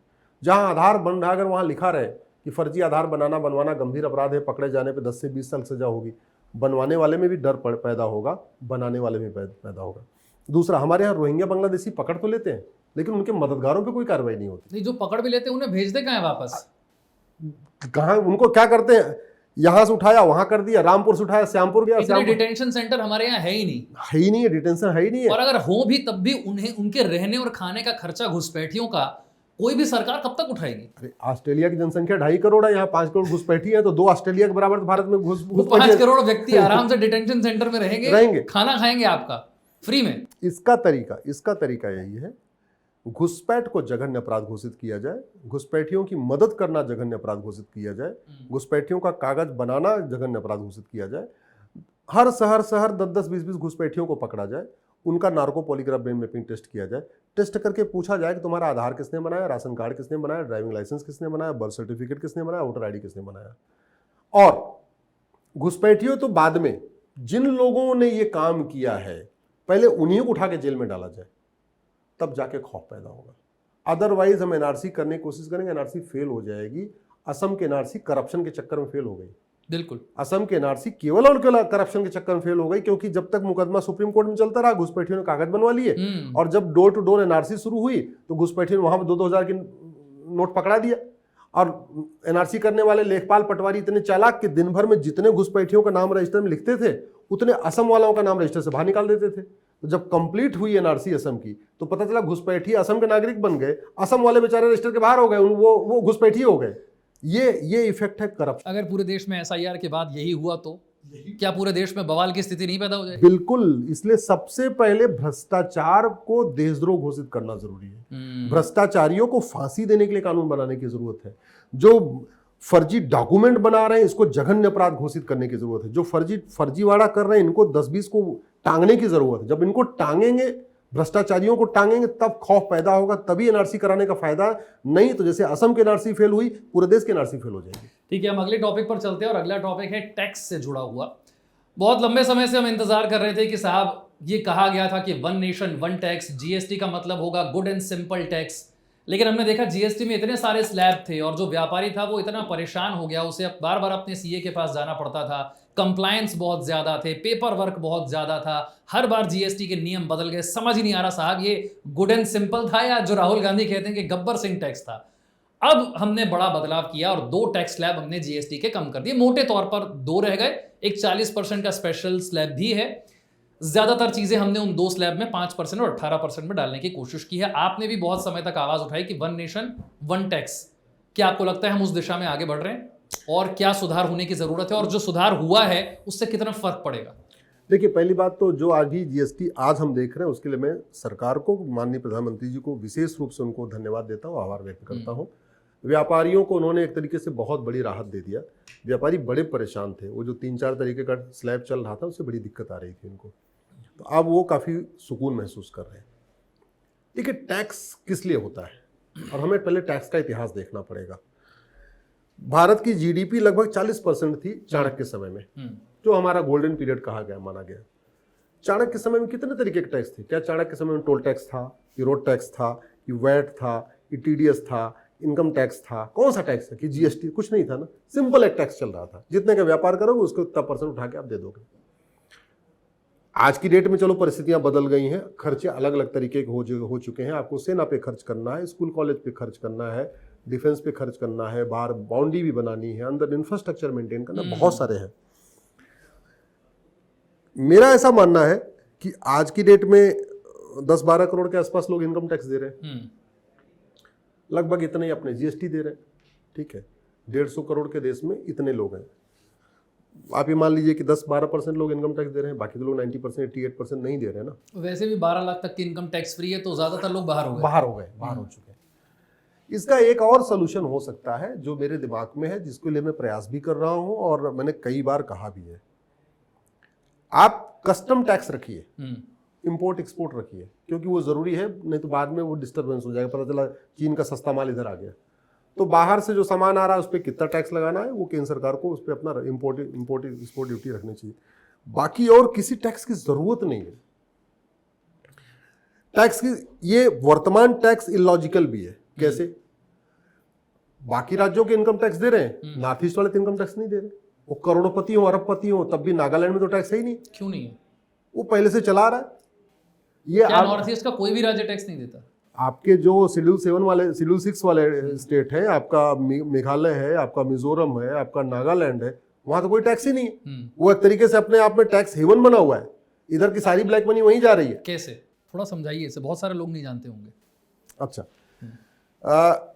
भारत के त्रिपुरा के कुछ राज्यों में, कुछ एरिया में, असम के कुछ क्षेत्रों में, बाकी मेघालय, मिजोरम, नागालैंड, वो जो ट्राइबल वाला एरिया जिसको कहते हैं, वहां पे सरकार ने इनकम टैक्स नहीं लगाया। उनका ये था कि भाई यानी पूरा राज्य नहीं, राज्य का कुछ हिस्सा नहीं, कुछ तो पूरे राज्य, कुछ पूरे राज्य, नागालैंड पूरा, आपकी इनकम चाहे कितनी भी हो, कितने भी कमाएं आप, टैक्स नहीं देना। और बिजनेस पर जो जीएसटी हम दे रहे हैं वो भी नहीं देना, कुछ नहीं देना, ना इनकम टैक्स देना, ना जीएसटी देना, कुछ नहीं करना। यानी आप सैलरी लेते हो या आप व्यापार करते हो, आप करोड़पति हो, अरबपति हो, मंत्री हो, कमिश्नर हो, कुछ भी हो, आपको टैक्स देना नहीं।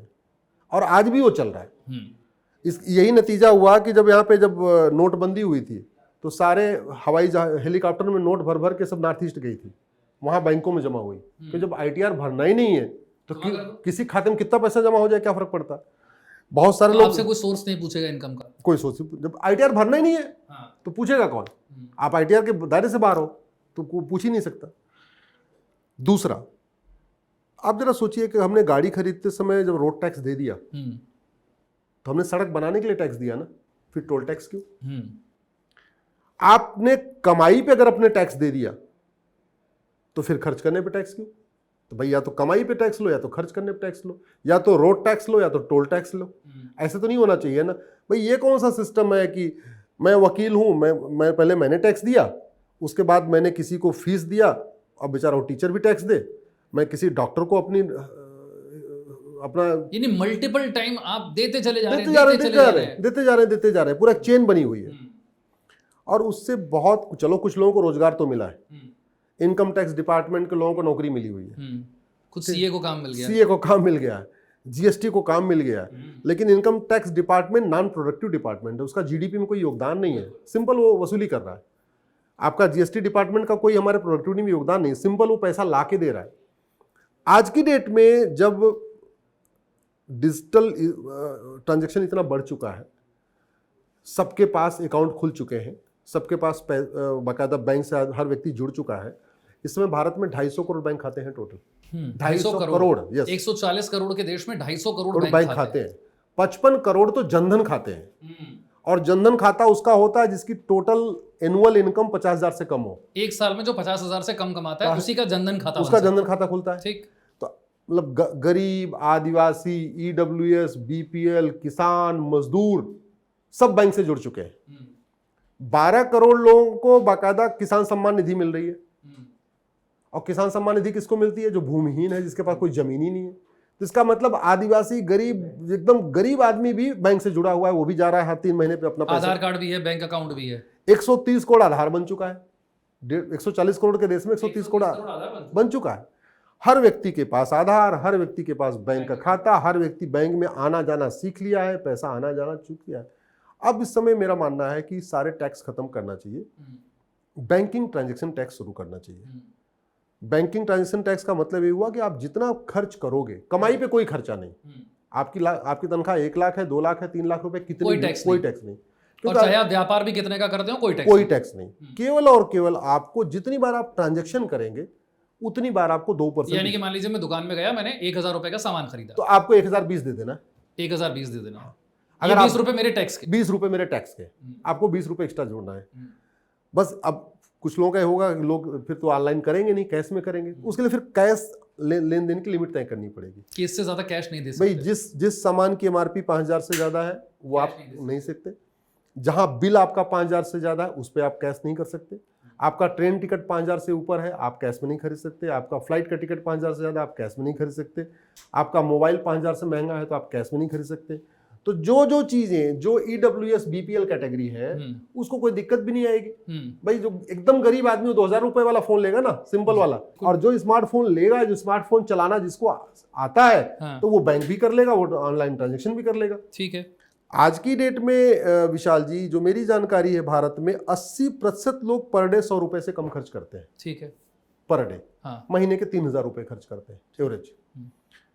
अब जब 80% लोग पर डे 100 रुपए से कम खर्च करते हैं तो उनको 100 रुपए से बड़े नोट की जरूरत ही नहीं। और जो 20% लोग पर डे 100 रुपए से ज्यादा खर्च करते हैं उनके पास ATM, Paytm, Bhim, UPI, debit card, credit card सब कुछ है, उनको भी 100 रुपए से बड़े नोट की जरूरत नहीं। ये 100 रुपए से बड़ी नोट बंद हो जाए तो भारत में काला धन बहुत कम हो जाएगा, हवाला बहुत कम हो जाएगा, भ्रष्टाचार बहुत कम हो जाएगा। और जब काला धन, हवाला, भ्रष्टाचार खत्म होगा, अलगाववाद खत्म होगा, आतंकवाद खत्म होगा, माओवाद खत्म होगा, नक्सलवाद खत्म होगा, ड्रग कारोबार खत्म होगा। क्योंकि जहां पे अभी मान लीजिए 1 करोड़ रुपए अगर वो 500 की नोट है, एक अटैची में आ गया, अगर वो 100 की नोट होगी उसको 5 अटैची लेके बहुत ज्यादा समय लगेगा उसको। तो 5 अटैची लेके चलना उसके लिए रिस्की है, बहुत मुश्किल है। 100 रुपए से बड़ी नोट करते ही 25%, क्योंकि जितने भी भारत विरोधी, देश विरोधी काम होते हैं या समाज विरोधी काम होते हैं वो सब कैश में होते हैं। घूसखोरी कैश में, कमीशनखोरी कैश में, जमाखोरी कैश में, मिलावटखोरी कैश में, मुनाफाखोरी कैश में, कालाबाजारी कैश में, नशा तस्करी कैश में, मानव तस्करी कैश में, गौ तस्करी कैश में, सोना तस्करी कैश में, हथियारों की तस्करी कैश में, माओवादियों की फंडिंग कैश में, नक्सलियों की फंडिंग कैश में, अलगाववादियों की फंडिंग कैश में, जिहादियों की फंडिंग कैश में, मिशनरियों की फंडिंग कैश में, आतंकवादियों की फंडिंग कैश में, जितने भी कबूतरबाजी कैश में, हवालाबाजी कैश में, सब कैश में होता है। कैश खत्म कर दें। पर नोटबंदी का इसका मतलब लक्ष्य पूरा नहीं हुआ।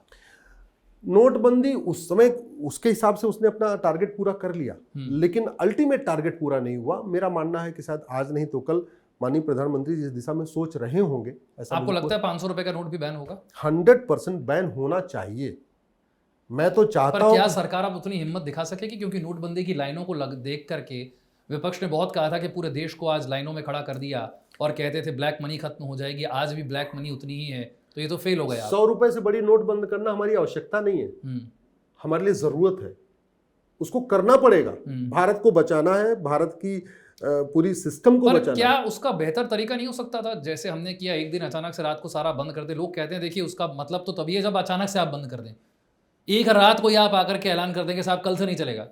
पर क्या उसका कोई बेहतर तरीका नहीं हो सकता जिसमें लोगों को तकलीफ थोड़ी सी कम हो?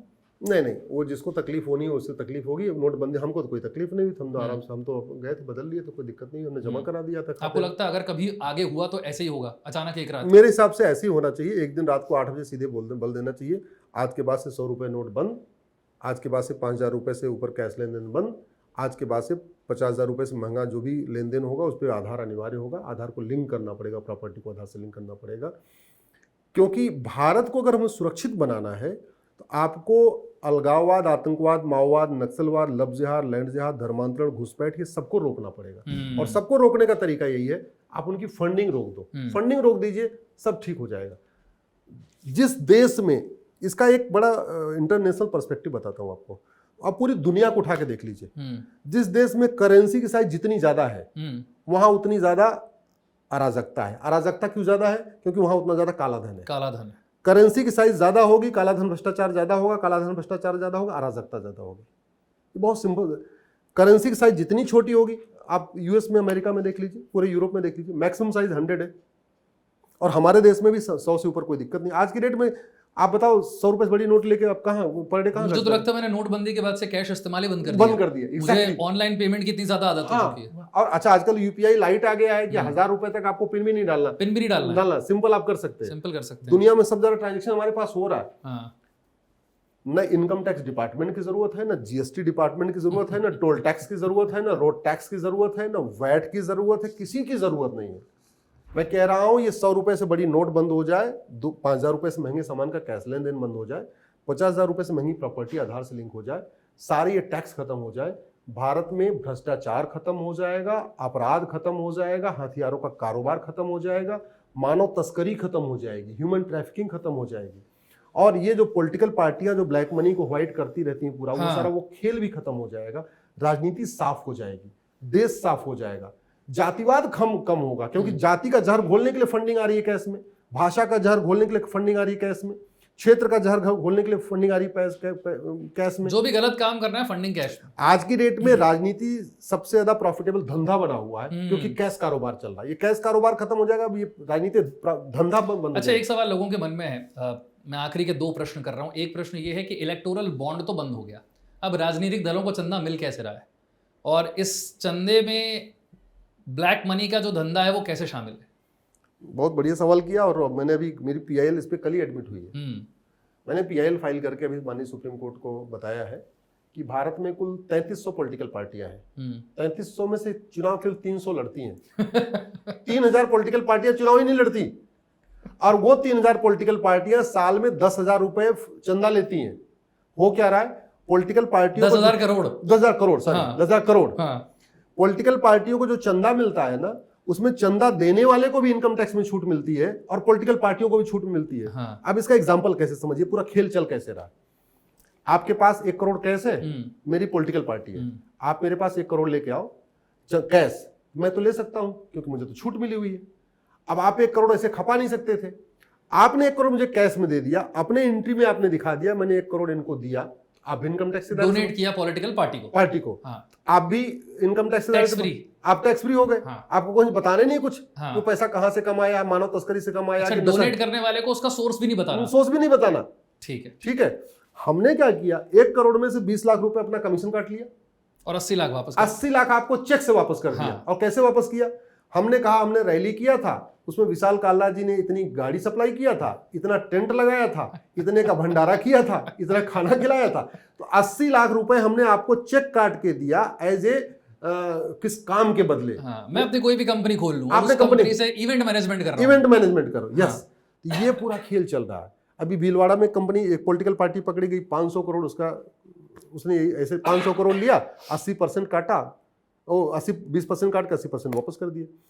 एक दूसरी पॉलिटिकल पार्टी पकड़ी है 300। और अब मेरी, अच्छा पहले ये मुद्दा नहीं चल रहा था, अभी मैंने PIL फाइल किया तो मैं देख रहा हूँ कुछ अखबारों में खबरें छप रही, आज ही अखबार ने छापा है कि 10,000 करोड़ रुपए ऐसे ही आ गए। ये पूरा, तो ये जब मैं कह रहा हूं ना 1 नेशन 1 टैक्स होगा, जब सारे टैक्स खत्म हो जाएंगे, 100 रुपए से बड़ी नोट बंद हो जाएगी 5,000 से, तो आदमी पैसा खाएगा क्या? फिर इतने नोट का करेगा क्या? नोट का क्या करेगा? कहीं खपा नहीं पाएगा। तो मजबूरी उसको ठीक से काम करना, जब कैश होगा ही नहीं। दूसरा, अभी क्या हो रहा है, आज की डेट में आप इनकम टैक्स में जो दिखाते हैं वो दिखाते हैं। आप मान लीजिए साल भर में आपकी इनकम है मान लीजिए 12 लाख रुपए साल की, तो आपने ये दिखाया भैया हम लाख रुपए हमारी तनख्वाह है, हम 12 लाख रुपए कमा रहे हैं। हाँ। चलो, सरकार ने 12 लाख रुपए पे आपसे टैक्स ले लिया, आप साल में 1 करोड़ रुपए खर्च कर रहे हो। सरकार को पता ही नहीं कि आप साल में कमाते आप 12 लाख हो, खर्च करते 1 करोड़ करते हो। अगर 5,000 रुपए से महंगे सामान का कैश लेन देन बंद हो जाएगा तो आपको बार बार स्वैपिंग करनी पड़ेगी, तो पता चल जाएगा। स्वैपिंग करोगे तो आपके ट्रांजैक्शन में आ जाएगा, सरकार को पता चल जाएगा यार इसकी तनख्वाह तो 12 लाख रुपए साल की, खर्च ये करोड़ रुपए करता है, तो सरकार को बैठे बैठे पूरा ट्रांजैक्शन मिल जाएगा ना। उसमें इनकम टैक्स डिपार्टमेंट की जरूरत नहीं, छापा मारने की जरूरत नहीं, GST की जरूरत नहीं, इंस्पेक्टर कोई जरूरत नहीं, बैठे बैठे सरकार की तिजोरी भर जाएगी। जो मैं आपको बता रहा हूं BTT मॉडल, देश में शांति भी रहेगी, अराजकता भी खत्म होगी। जो दुनिया भर का ये कारोबार चल रहा है भाई, किडनैपिंग का कारोबार कैसे चलता है, कैश में चलता है ना। ये जो वसूली करते हैं कैश में करते हैं, ठेकेदार दलाली करते हैं कैश में करते हैं ना। ये जब जितने भी काम इस तरह सब कैश में हो रहे हैं, वो जब कैश खत्म होगा तो वो गंदे काम भी खत्म हो जाएंगे। गंदे काम खत्म होंगे तो भारत सुरक्षित होगा तो भारत से पलायन बंद होगा। आज की डेट में जो थोड़ा सा पढ़ लिख ले रहा है वो कह रहा हम भारत में नहीं रहेंगे, अरे बहुत दिक्कत है। ये है, रोड एक्सीडेंट हो रहा है ना, 2 लाख लोग रोड एक्सीडेंट में मरते हैं। रोड एक्सीडेंट का मूल कारण भ्रष्टाचार। सड़क में बार बार गड्ढा हो रहा है, गड्ढा क्यों हो रहा है? क्योंकि भ्रष्टाचार हो। भ्रष्टाचार क्यों हो रहा है? कि हमने भ्रष्टाचार को जघन्य अपराध घोषित नहीं किया, सब अपना खेल चल रहा है। मतलब 20% पहले नेता ले लेते हैं सड़क का, 20% नौकरशाह ले लेते हैं, 20% ठेकेदार खुद रख लेता है, 60% हो गए, 20% में वो लेबर मिस्त्री के चला गया, 80%, 20% का मटेरियल डालता है। अब जब 20% का मटेरियल पड़ेगा तो बार बार गड्ढा होगा, बार बार गड्ढा होगा, उसमें बाइक जाएगी, टूटेगी, गिरेगी, मरेंगे लोग।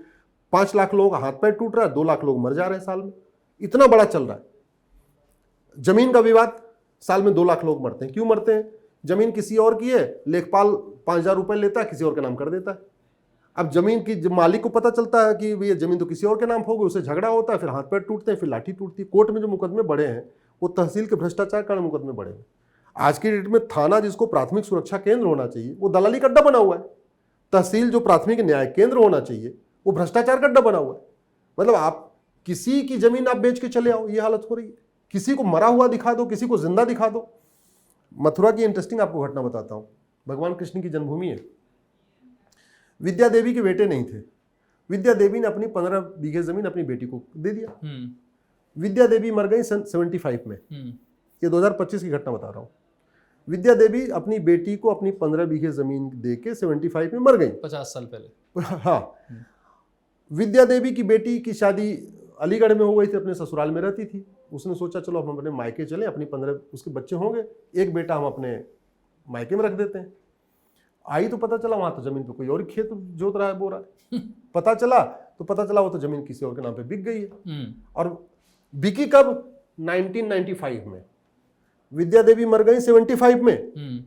1995 में विद्या देवी को कागज में जिंदा किया गया और उनसे वसीयत करा ली गई।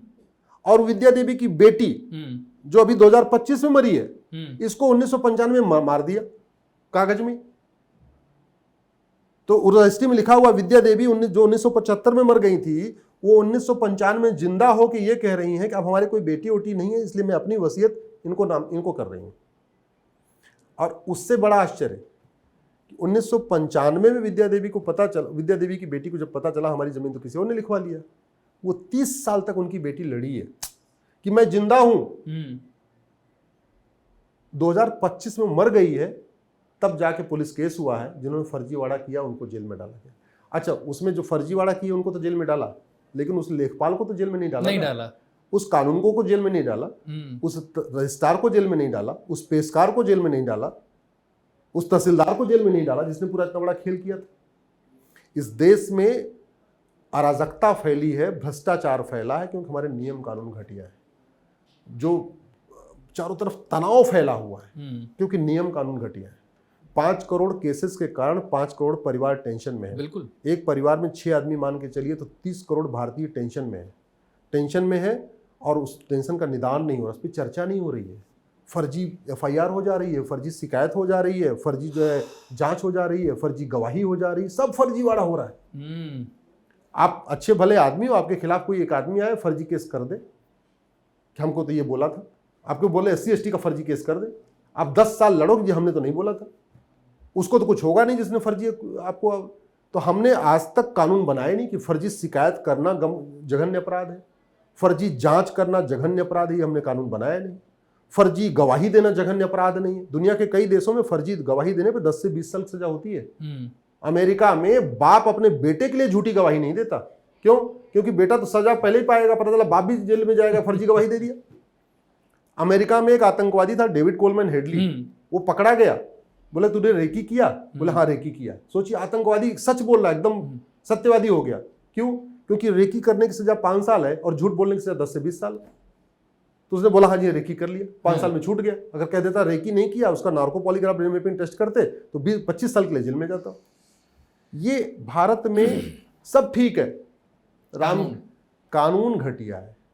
और जब तक ये कानून नहीं व्यवस्था बदलेगी, न्याय व्यवस्था नहीं बदलेगी, पुलिस व्यवस्था नहीं बदलेगी, प्रशासनिक व्यवस्था नहीं बदलेगी, टैक्स व्यवस्था नहीं बदलेगी, तब तक भारत में ये अराजकता कम नहीं होगी। कोई प्रधानमंत्री बन जाए, कोई मुख्यमंत्री बन जाए, कोई चीफ जस्टिस बन जाए, कोई राष्ट्रपति बन जाए, कोई फर्क नहीं पड़ता। एक मैं आपको एग्जांपल देता हूं। लखनऊ में, उत्तर प्रदेश के जौनपुर जिले में 1985 में एक रघुवीर मिश्रा थे, उनके बच्चे नहीं थे। उन्होंने एक व्यक्ति को अपनी 10 बीघे जमीन दान कर दिया, वसीयत लिख दिया। दूसरे आदमी ने उनकी फर्जी वसीयत करा लिया। 1985 से 2025 40 साल बीत चुके हैं। इस 40 साल में उत्तर प्रदेश में 15 मुख्यमंत्री बदल चुके हैं, 15 से ज्यादा गवर्नर बदल चुके हैं। केंद्र में भी लगभग 15 मुख्य प्रधानमंत्री बदल चुके हैं, 15 राष्ट्रपति बदल चुके हैं, 51 चीफ जस्टिस ऑफ इंडिया बदल चुके हैं भारत में। लेकिन जौनपुर जिले का केस अभी भी कि किसकी वसीयत असली है, किसकी वसीयत नकली है, ये 40 साल में डिसाइड नहीं हुआ। आज अगर वो डिसाइड हो जाए जौनपुर जिले में रघुवीर मिश्रा वाला केस, तो अभी एसओसी के यहाँ सबसे नीचे पायदान पे, उसकी अपील होगी, अभी सीओ के यहाँ है, सीओ की अपील होगी एसओसी के यहाँ, एसओसी की अपील होगी डीडीसी के यहाँ, डीडीसी की अपील होगी चकबंदी कमिश्नर के यहाँ, चकबंदी कमिश्नर की अपील होगी हाई कोर्ट, हाई कोर्ट की अपील होगी सुप्रीम कोर्ट। अभी सबसे नीचे पायदान पे है 40 साल में। लोग त्राहिमाम कर रहे हैं, लोग पागल हो रहे हैं, लोग फर्जी दहेज के केसेस के कारण आत्महत्या कर रहे हैं, लोग फर्जी छेड़छाड़ के केस कारण आत्महत्या कर रहे हैं। विष्णु तिवारी फर्जी केस में 20 साल बंद रहा, हाई कोर्ट से छूटा, उसकी माँ खत्म हो गई, पिता खत्म हो गए, उसकी शादी नहीं हुई। जो आदमी जेल में अंदर, उसकी शादी कौन करेगा? उसकी पूरे जीवन बर्बाद हो गया। कौन जिम्मेदार है इसके लिए? इसके लिए विधायिका जिम्मेदार है, कार्यपालिका जिम्मेदार है, न्यायपालिका जिम्मेदार है। इस देश में लोगों को न्याय नहीं मिल रहा है, लोग तड़प रहे हैं, आत्महत्या कर रहे हैं, लोग थाने जाने से डर रहे हैं, लोग तहसील जाने से डर रहे हैं, लोग कोर्ट जाने से डर रहे हैं, क्योंकि हमारा कानून घटिया, हमारा न्यायिक व्यवस्था घटिया है। मैं उसी को बदलने की कोशिश कर रहा हूँ। एक आखिरी प्रश्न है। एफएम न्यूज़ एक मुहिम चला रहा है फर्जी बाबाओं के खिलाफ, और ऐसे ही एक शख्स हैं जिनका नाम है करौली सरकार। करौली सरकार अपने दरबार में मृत यानी कि मरे हुए लोगों को जीवित करने का दावा करते हैं, चमत्कार दिखाने की बात करते हैं, लोगों की बीमारियां ठीक करने की बात करते हैं। और ऐसे कई पीड़ित हमारे संपर्क में भी आए जिन्होंने कहा कि हमसे पैसे ले लिए गए और उसके बदले में हमें कोई फ़ायदा नहीं हुआ। ऐसे लोगों के खिलाफ क्या किया जाना चाहिए? क्या कोई कानून पूरे भारत में है? और अगर नहीं है तो क्या अश्विनी उपाध्याय जी इसके लिए कोई कोशिश कर रहे हैं? मैंने काला जादू अंधविश्वास खिलाफ मेरी पीआईएल मैंने फाइल किया, और धर्मांतरण के साथ साथ काला जादू अंधविश्वास, इनफैक्ट इस काला जादू अंधविश्वास का उपयोग कई तरीके से हो रहा है। काला जादू अंधविश्वास का उपयोग धर्मांतरण के लिए भी हो रहा है। जैसे पंजाब में चंगाई सभा कर करके कि हम तुम्हारा बाजपन ठीक कर देंगे, नपुंसकता ठीक कर देंगे, फलाने ठीक कर देंगे, ये ठीक कर देंगे, बीमारी ठीक कर देंगे, कैंसर तक ठीक कर देंगे। मतलब हालत ये थी कि एक चंगाई सभा का एक वीडियो आया, उसमें बोला जी घुटना गड़बड़ है तो घुटना ठीक कर देंगे। और अगले दिन आया, पता चला एक वीडियो आया कि जो उनके सर्वोच्च उनके रिलीजियस लीडर हैं वो बेचारे व्हील चेयर पे चल रहे थे, तो उनका वो नहीं ठीक कर पा रहे, पंजाब में सबका ठीक कर दे रहे हैं। इस बीएनएस में बहुत सारे बदलाव की जरूरत है। इसमें एक चैप्टर जोड़ने की जरूरत है, offence relating to black magic, offence relating to superstition and black magic. काला जादू अंधविश्वास के लिए इसमें एक चैप्टर जोड़ना जरूरी है। बहुत इसका दुरुपयोग हो रहा है, पैसा भी लोग कमा रहे हैं, इज्जत भी लूट रहे हैं, बहुत सारी महिलाओं के साथ, बेटियों के साथ बलात्कार भी कर रहे हैं इस काला जादू अंधविश्वास के चक्कर में। कुछ घटनाएं सामने आ जाती हैं, कुछ सामने नहीं आती हैं। जो चलिए जिसको आप बता रहे हैं उनका तो केवल पैसा गया, मैं ऐसे बहुतों को जानता जिनका धन भी गया, जिनका धर्म भी गया। पत्नी के साथ बलात्कार हुआ है, पति को पता है कि काला जादू अंधविश्वास मेरी पत्नी के साथ बलात्कार। सोचिए क्या बीत रही होगी उस पति के ऊपर। अब उस पति के पास दो ही रास्ता है, कानून तो कहीं है ही नहीं, शिकायत तो कुछ कर ही नहीं सकता। वो पुलिस में जाएगा, पुलिस बता, तू बता भैया कौन सी धारा लगाऊं इसके ऊपर, कोई कानून तो है ही नहीं इसमें काला जादू अंधविश्वास।